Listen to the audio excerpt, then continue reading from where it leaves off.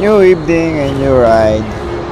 Dito nga po napag-aari sa Villa dahil sa may San Lorenzo Village ay sinasarado po yung kabilang gate. At ito nga po na traffic agad yung nagbigay ng jeep ng Fortuner. Yan nga po at nakalusot din po ako sa traffic na yan. Kaya nga po sa may Baytown no, kasi hindi na po talaga ako makadaan dahil sinarado na po ng tuluyan yung kalsada doon. At dahil din po magpadaan doon sa may Eskinita. Kaya dito na lang po sa Villa.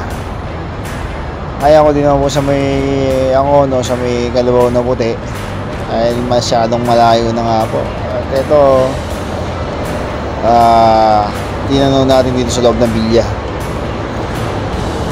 Mukhang okay pa dyan sa kalsada na yan. Medyo okay pa yung pero ito may mga water bandings na dito eh. Oh, ayun na nga po. May water bandings. Ewan ko po kung saan galing yung mga tubig na yan at nagpapanding di yan. Ayan, medyo nakashoot na nga po ako doon at okay na rin po yung kalsada dyan. Wala na po pandings yan ng tubig. At ayan, ganda na po yung kalsada dyan. Pwede na rin sa maselan yan.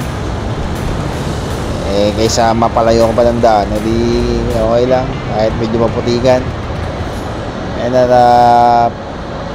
pasok na nga po pala ako ng ng Bangyad Road, yung kaduktong ng Angono Coastal Road. Ayun, at pwede na nga rin po palang pagtyagaan yung daan na yan kaysa mapalayo ka pa.